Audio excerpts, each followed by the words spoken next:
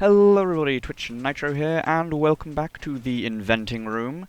Today I have a quick little video on a persistent clock design that I've made.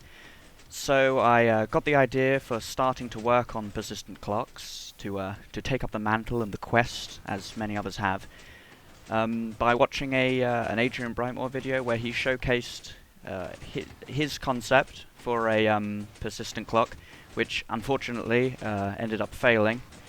And so I decided that I would take up the challenge, and I came up with a bunch of ideas. Most of them ended up failing. One of them has succeeded. That's why I'm making this video. So you're probably wondering, some of you might not know what a persistent clock is. It's one of the most important things for current map makers in 1.8. You've probably seen hopper clocks, and you've probably seen fill clocks. And the problem with those is sometimes when you're going out of chunks and stuff, and you're loading and reloading the world and what have you, those clocks can stop.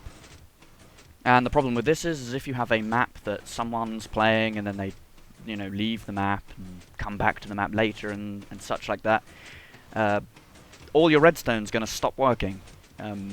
Obviously, 20 Hz clocks and stuff are very useful and are used in lots of things. So what you want is some kind of persistent clock which will always be in the world running, that will activate your redstone should the other types of clocks fail you, and they'll restart them for you.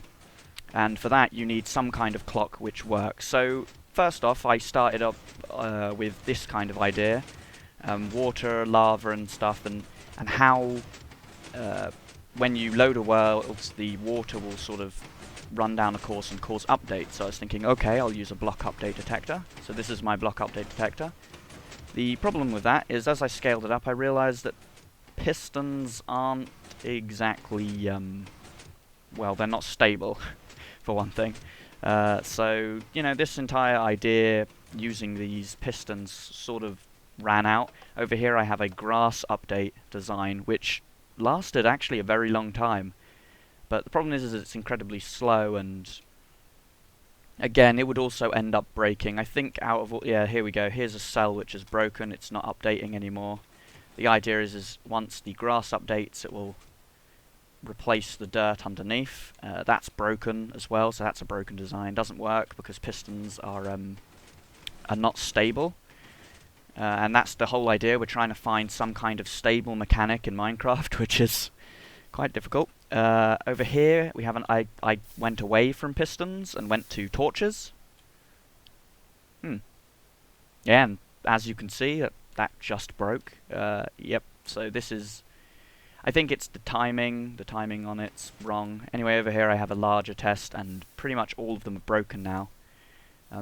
It is important to mention that it was multiple restarts for these to start breaking, but again, one break means it's not persistent, it's not continuous.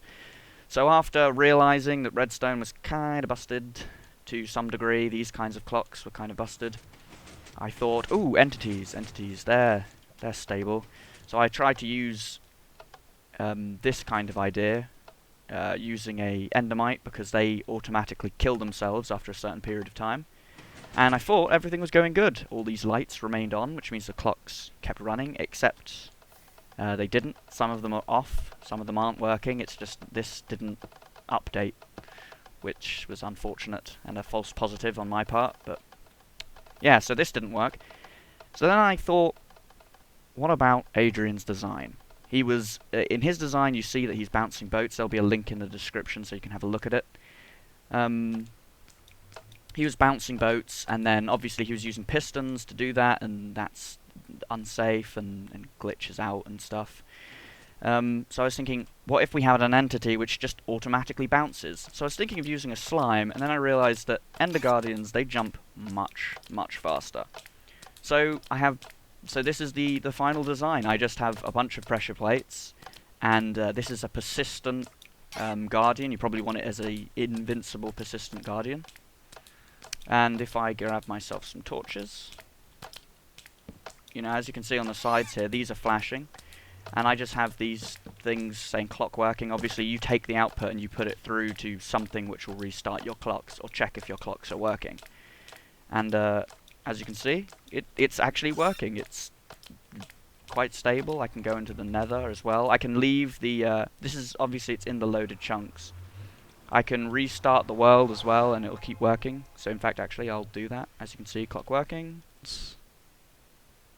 Clock's still working, and I'm in the nether when I reloaded the world. So as long as it's in the loaded chunks at spawn, this clock doesn't seem to fail.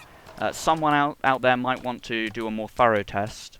I have been testing this one for a while now, but I've sort of ran out of time. So this is my contribution to the idea of a persistent clock. Other people may probably have other designs, but this I think is really simple, easy to set up. You just summon one thing and have this little, like, just have a little space for it to jump around in, and it seems to work very, very well.